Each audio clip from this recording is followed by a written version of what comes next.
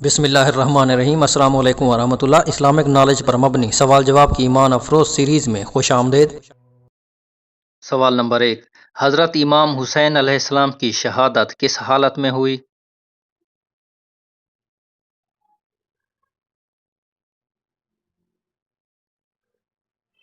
کربلا میں حضرت امام حسین علیہ السلام نماز کی ادائیگی کے دوران سجدے میں تشریف لے گئے تو شمر ملعون نے اپنی تلوار کی ضرب سے آپ کا سر مبارک جسم سے الگ کر دیا۔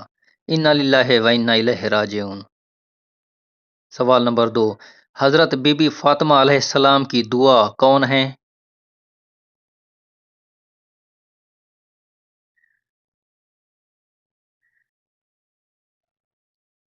بعض روایات میں حضرت عباس علمدار علیہ السلام کو زہرا کی دعا یعنی حضرت بی بی فاطمہ علیہ السلام کی دعا بھی کہا جاتا ہے، یعنی حضرت عباس علمدار علیہ السلام بی بی فاطمہ الزہرا کی وہ دعا ہیں جو آپ نے اپنے بیٹوں حضرت امام حسن علیہ السلام اور حضرت امام حسین علیہ السلام کے لیے کی کہ میرے بیٹوں کو با وفا ساتھی نصیب ہوں۔ حضرت عباس علمدار علیہ السلام شکل صورت میں اپنے والد محترم حضرت علی علیہ السلام کی طرح تھے۔ سوال نمبر 3، قافلہ حسین علیہ السلام نے آخری مرتبہ پانی کب پیا تھا؟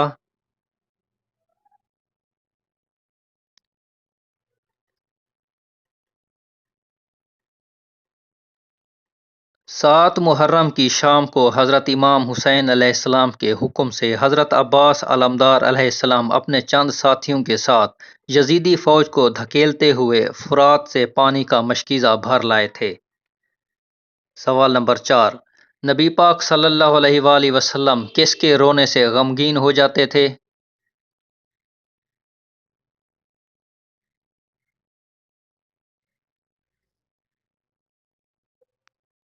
ایک روایت کے مطابق ایک بار رسول اللہ صلی اللہ علیہ وآلہ وسلم نے سیدنا حسین رضی اللہ تعالیٰ عنہ کے رونے کی آواز سنی تو ان کی والدہ محترمہ حضرت بی بی فاطمہ رضی اللہ تعالیٰ عنہ سے کہا کہ کیا تمہیں معلوم نہیں کہ حسین رضی اللہ تعالیٰ عنہ کے رونے کی آواز مجھے غمگین کرتی ہے؟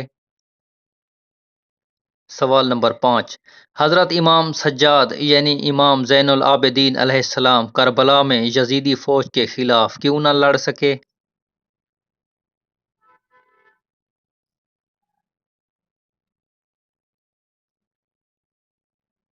حضرت امام سجاد یعنی امام زین العابدین علیہ السلام حضرت امام حسین علیہ السلام کے بیٹے تھے اور میدان کربلا میں کسی ایسی بیماری کا شکار تھے کہ بستر سے نہیں اٹھ سکتے تھے، اس لیے آپ کربلا میں موجود ہوتے ہوئے بھی یزیدی فوج کے خلاف نہ لڑ سکے۔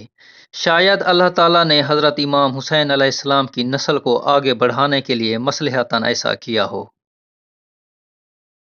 بدبخت شمر کی موت کیسے ہوئی؟